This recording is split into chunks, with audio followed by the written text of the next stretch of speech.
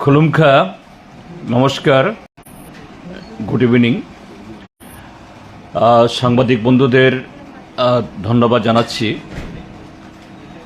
আমাদের আহ্বানে সাড়া দিয়ে আপনারা আজকে আমাদের এই প্রেস কনফারেন্স কভার করার জন্য এসেছেন। আসলে এই মুহূর্তে আমাদের রাজ্যের যে সর্বোচ্চ আমাদের যে রাজনৈতিক যে লড়াই, এই সাংবিধানিক পথে বা এই গণতান্ত্রিক প্রক্রিয়ার মধ্য দিয়ে তার একটা গুরুত্বপূর্ণ পর্ব শেষ হয়ে গেছে। চূড়ান্ত পর্ব রয়ে গেছে আগামী 2রা ফেব্রুয়ারি। তো এই মুহূর্তে শত নানা ধরনের ঘটনা গেছে অতীতে বা ইতিপূর্বে। বাকি সময়টাতেও যাতে শান্তিপূর্ণভাবে সুন্দরভাবে এটা সুসম্পন্ন হতে পারে, এর জন্য নানা ধরনের প্ররোচনা ছিল, আগেও এখনও আছে। এটাই মূলত বলার। এবং ইতিমধ্যে আমরা নির্বাচনের অব্যবহিত পরেই, অর্থাৎ ভোটের দিনে, একটা প্রেস রিলিজ সেদিনই আমরা দিয়েছি। গতকালও আরেকটা এরকম সেখানে একটা এই প্রেস রিলিজ এই সময়েতে জনগণের কাছে আপিল করে, এবং অবশ্যই আমাদের পার্টির সমর্থক দরদি তাদের কাছেও আমরা দিয়েছি। তারপর আজকে আমরা এখানে এসেছি কারণে যে ভোট হয়ে যাওয়ার পর মিডিয়ার বন্ধুদের একাংশের তরফ থেকে বারবারই একটা আবেদন ছিল যে আপনারা একটা সাংবাদিক সম্মেলন করছেন না কেন। আমরা বলেছি আমাদের যে বলার তো আমরা প্রেস রিলিজে বলেছি, যখন বলার নিশ্চয়ই আমরা বলবো। যাই হোক, সে বন্ধুদের এই আবেদনের বা ইচ্ছার কারণেও আমরা এসেছি একদিক।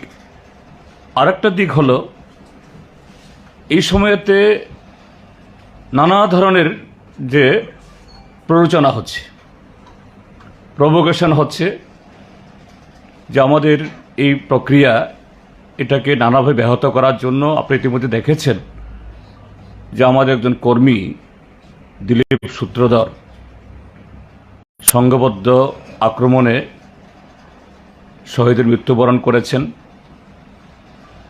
আজকে আমরা তার বাড়িতে গিয়ে এসেছি। এই শুক্লদাস এই ইয়েতে খোয়াই জেলার তেলিয়ামরা মহকুমার দ্বারিকাপুরে। এছাড়াও যে প্ররোচনা ইত্যাদির আরও নানা ধরনের নানা প্রক্রিয়া হচ্ছে এগুলো, যেমন ফেক বিমানের টিকিট বের করে সামাজিক মাধ্যমে আপলোড করে দিচ্ছে। তারপর আরও নানা ধরনের গুজব যে বাইরে থেকে এই কিছু এরকম এক্সপার্ট তারা আসছে ইভিএম হ্যাকিং করার জন্য, এবং তার পেছনে একটা এই সার্টেন কোয়ার্টার থেকে কিছু গুজব খুব উদ্দেশ্যপ্রণীতভাবে গোটা রটিয়ে দেওয়ার কারণও আছে, না অথবা এগুলি হতো না।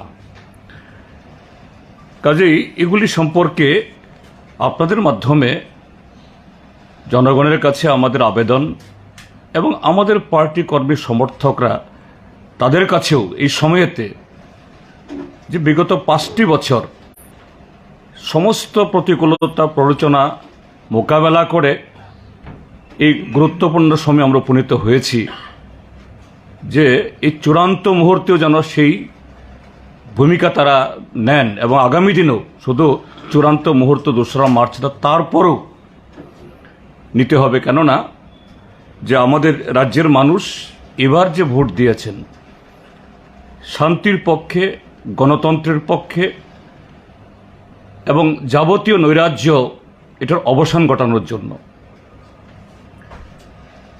এবং আগামী দিনও যাতে এরকম কোন ঘটনা না হতে পারে আগামী দিনগুলোতে, তার জন্য আমাদের সে ভূমিকা নিতে হবে।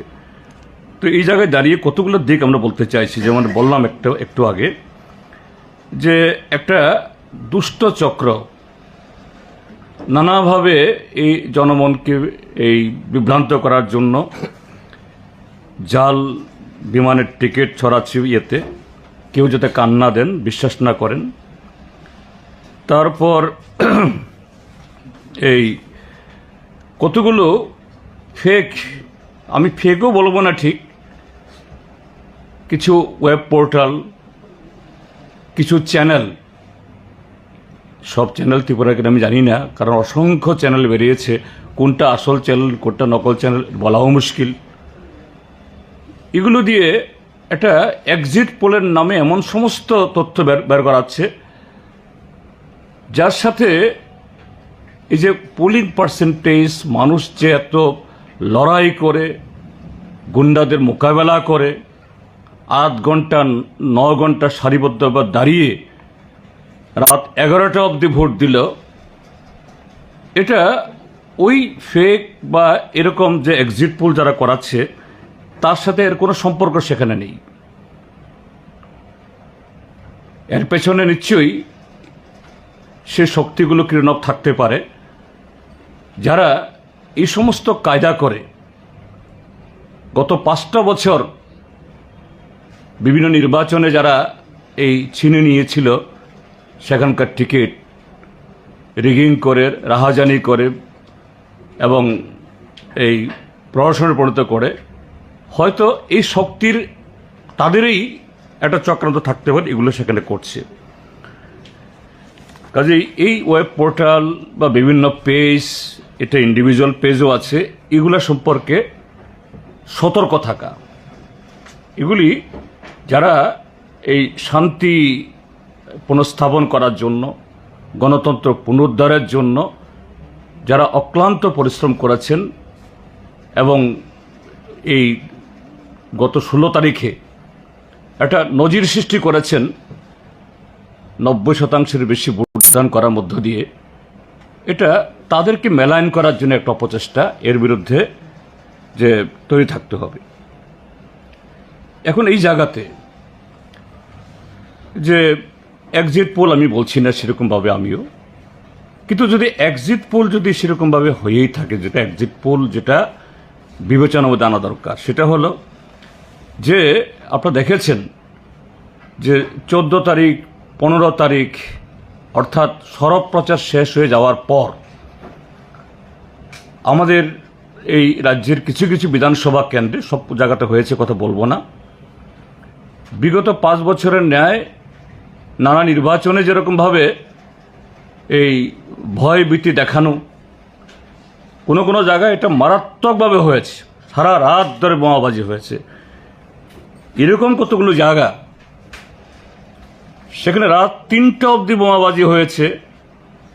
আবার সেই গ্রাম থেকে, সেই পাড়া থেকে 4টা বাজতেই নারী পুরুষ দল বেঁধে ভোট কেন্দ্রে গিয়ে ঢুকেছেন, লাইনে দাঁড়িয়েছেন।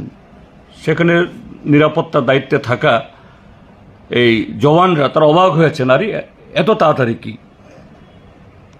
2 হলো এত কিছুর পরও 90% বেশি যে ভোট প্রদান। 3 সোশ্যাল মিডিয়াতে এসছে, কোনো কোনো চ্যানেলও কভার করেছেন, খুব দারুণভাবে তাদের বক্তব্য প্রচার করেছেন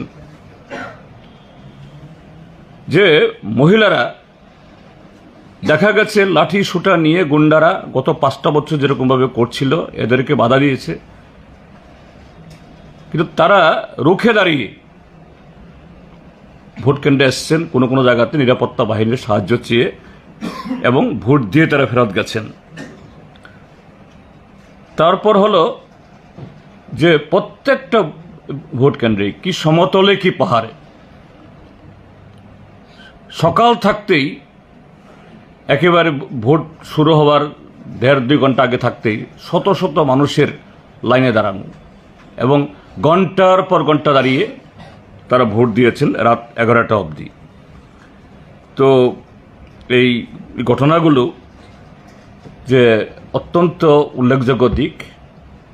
এরপরে আরও ঘটনা হলো, নির্বাচন কমিশন অফিস থেকে, চিফ ইলেকট্রাল অফিসারের অফিস থেকে বিভিন্ন সময়েতে তারা পত্রপত্রিকা মিডিয়াকে তারা দিয়েছেন যে অতীতে যে কোনো নির্বাচনের সময়েতে এরকম নির্বাচনের সময় যে কালো টাকা বন্টন করা হয়, ব্যবহার করা হয়, তার বহুগুণ বেশি এবার ধরা পড়েছে।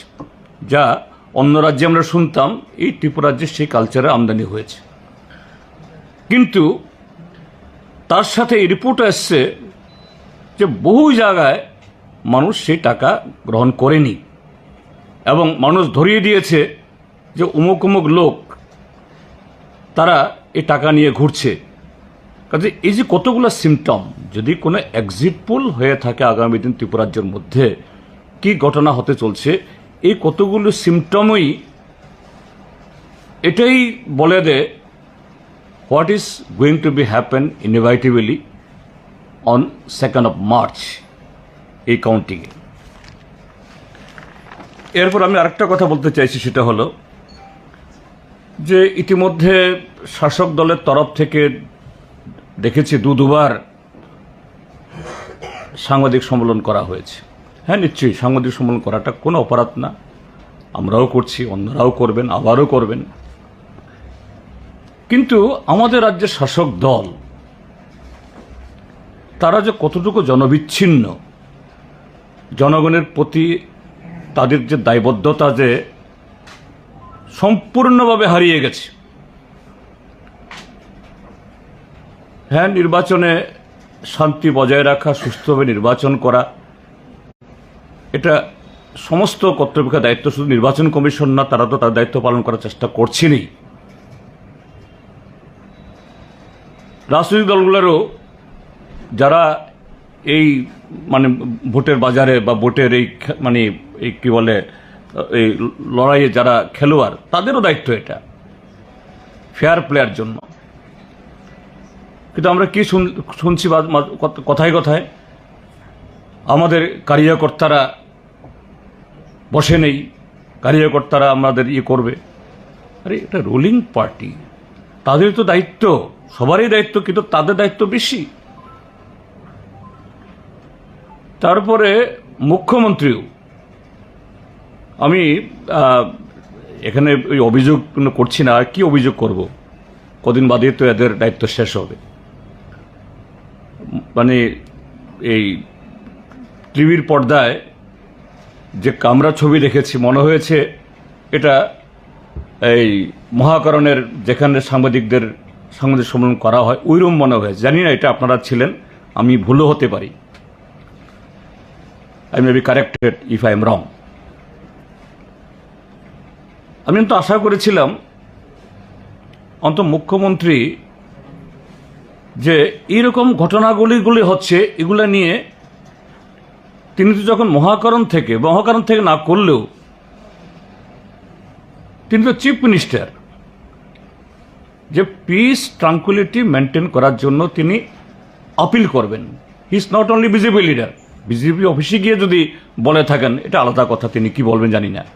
But while he speaking from the office of the chief minister or from his residence, even এটাকে চিফ মিনিস্টার রিসিডেন্স বলা হয়, এই জায়গায় তো আপিল করা উচিত। তারপর একজন আমাদের এই সমর্থক খুন হয়ে গেল, দিলীপ শুক্ল দাস,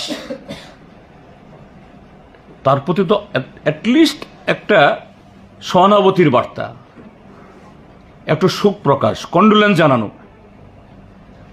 কিছুই হলো না। এগুলি অন্তত গণতন্ত্রের পক্ষে, যে সত্যিকারেরই যে একটা রাজ্যে একটা নির্বাচন হচ্ছে, এটাকে সুষ্ঠুভাবে সম্পন্ন করার যে মানসিকতার পরিচায়ক না। তো সেদিক থেকে দাঁড়িয়ে আমি যেটা বলবো যে নির্বাচন হয়েছে, ফলাফল এই ভোটের বাক্সে আটকে আছে, এবং সেই ফলাফলের যে প্রেডিকশন কি হতে পারে, বললাম যে মানুষের এই যে স্বতঃস্ফূর্ত এবং তার যে দৃঢ় প্রত্যয় ভোট দেওয়ার জন্য গত 5টা বছর ভোট দিতে পারেনি। এটাই ইঙ্গিত করে কি রেজাল্ট হতে যাচ্ছে। কাজেই সে জায়গায় দাঁড়িয়ে সমস্ত অংশের তরফ থেকে আমাদের আপিল থাকবে to maintain piece and two cooperate the administration, that is মানে ইসিআই এর যে হয়ে আমাদের এখানকার যে তাদের করা, যাতে আগামী দিন এই ঠিকভাবে গণনার পরে ফল বেরোবে, ফলের পরে নতুন সরকার তৈরি হবে, এটা যেন যে গত 5টা বছরে কোনো পুনরাবৃত্তি না ঘটে। এবং যারা শান্তির পক্ষে, গণতন্ত্রের পক্ষে যারা ভোট দিয়েছেন, অবশ্যই আমরা গর্বের সাথে বলবো, আমরা বামপন্থীরা এবং অন্যান্য গণতান্ত্রিক শক্তি একসাথে মিলে আমরা সে শান্তির পক্ষে, গণতান্ত্রিক এই শক্তির পক্ষে কাজ করেছি। আগামী দিন আমাদের দায়িত্ব হবে যে প্ররোচনা যাই থাকুক, এই সমস্ত প্ররোচনাকে যে হটিয়ে রুখে দিয়ে শান্তি বজায় রাখা এবং রাজ্যটাকে তার যে পরিচিত বা যে শান্তি সৌহার্দ্যের যে আমাদের সুনাম ছিল, সেই পথে আবার ফিরে আসে, তার পক্ষেই এরাই হয়েছে। এবং সেটাকেই আগামী দিন আরও সংহত করে এগিয়ে যাওয়ার জন্য সমস্ত রকমের দায়িত্ব যাতে জনগণ গ্রহণ করেন এবং আমাদের যারা এই কর্মী সমর্থক দরদি, তারা এটা যোগ্য এই ভূমিকা পালন করেন। এটা আপনাদের মাধ্যমেও বলবো, আমাদের চ্যানেলও আমরা বলছি, আপনাদের মাধ্যমে আমরা বলবো। এটাই মূলত আজকে এই কথাটা বলার জন্য আমরা আপনাদের সামনে এসেছি।